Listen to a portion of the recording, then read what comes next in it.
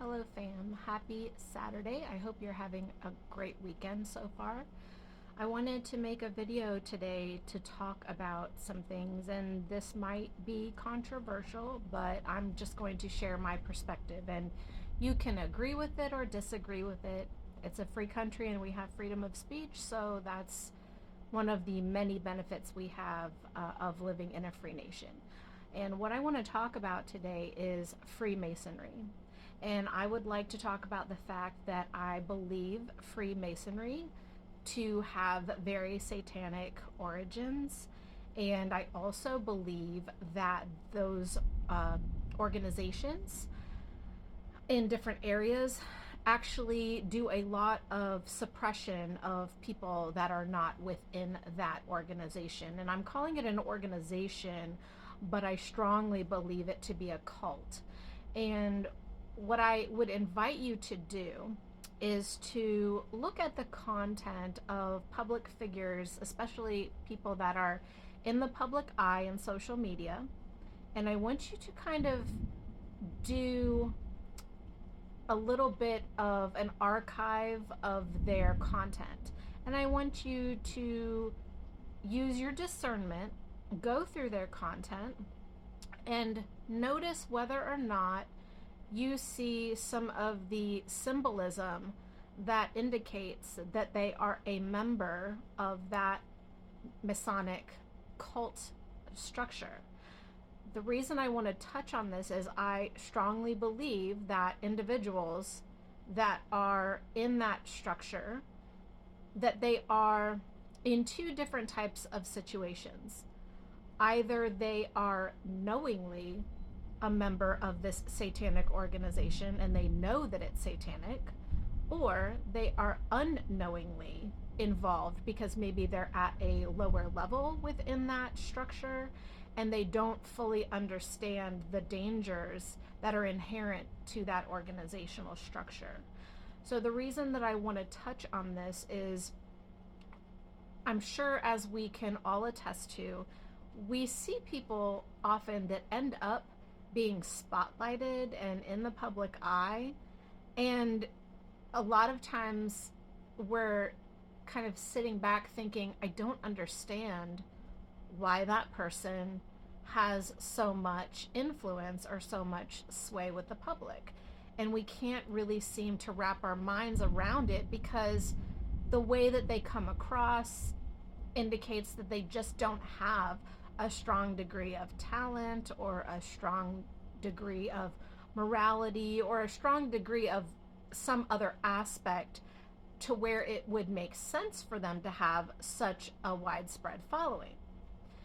And what I've noticed in kind of a curation of people's information and their social media content, when I go through people's content, if I see indicators that are symbolic in their gestures, in like photos that they choose to take and things like that, that indicate to me that they are a member of Freemasonry, what that tells me is, one of those two things. Either they are unknowingly involved in that satanic structure, or they are knowingly involved.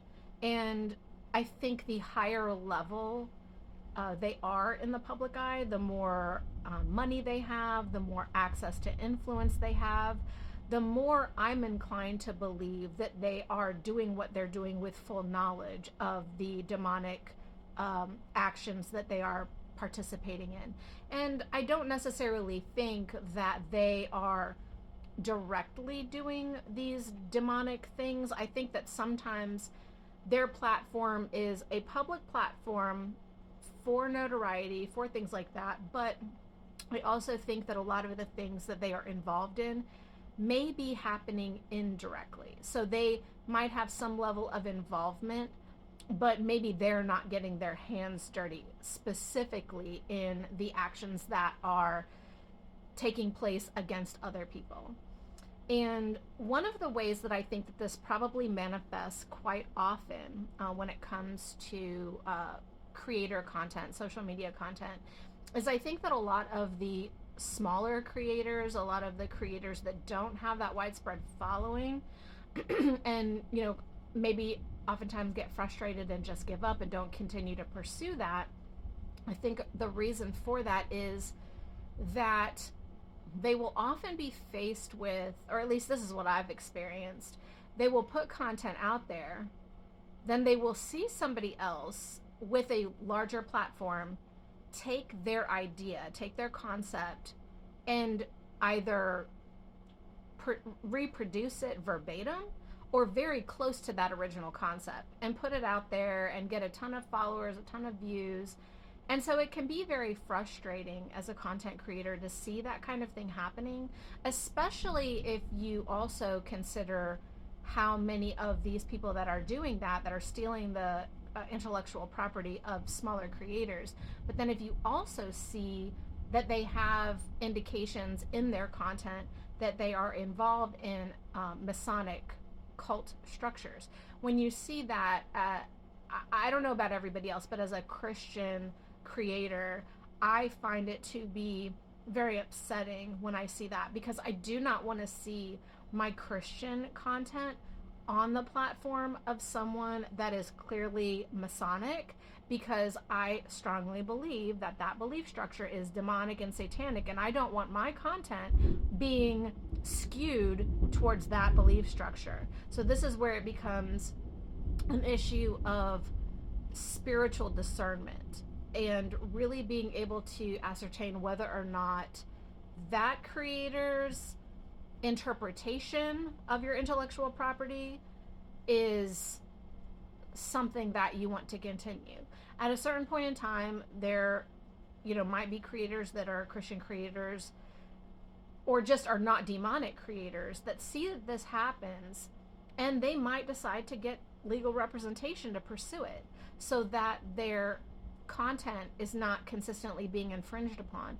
And whether we want to acknowledge it or not, when someone else steals someone's intellectual property and reproduces it as if it were their own, what they are doing is also a form of theft. It's not only theft of intellectual property, but if that intellectual property had the potential to generate revenue for that smaller creator, and maybe their content outreach is being suppressed by the algorithms, which we know have control mechanisms in place that can be suppressed. If that content is then picked up by this larger creator and put out there, and they're generating revenue off of it, it becomes a form of theft. So I wanted to talk about it in that respect too. So I think that there are people that do this, that steal other people's content, put it out there as their own, and they don't have any kind of moral qualms about it. They don't have any kind of moral compass that tells them in the back of their mind that they should not be doing this because it's unethical, it's immoral. There are people that just don't care. There are people that just don't care about the financial hardships that they're inflicting on other people by interfering with their creative product. But I just want to share this because as someone who has had a lot of my work stolen, and I don't know what else to call it other than deliberate corporate espionage, because that's what it felt like. And it has also had my ability to be financially self-sustaining. I've had that constantly challenged for years in an effort to, I think, not only to keep me quiet and to keep me from speaking out, but to create a financial distress in my circumstances so significant that I would have to dedicate the majority of my time just to being financially stable. And I just want to say that there are people that will do that. There are people that are threatened by your light, by your belief in Christ, by your desire to share that message, and they will target you and they will do what they can to suppress you because they don't want that positive message of Jesus Christ getting out there, and they don't want you sharing things that are uplifting. Demons attack that which is of the light. And as light workers, we have to be aware of that, and we have to fight in that spiritual warfare to the best of our ability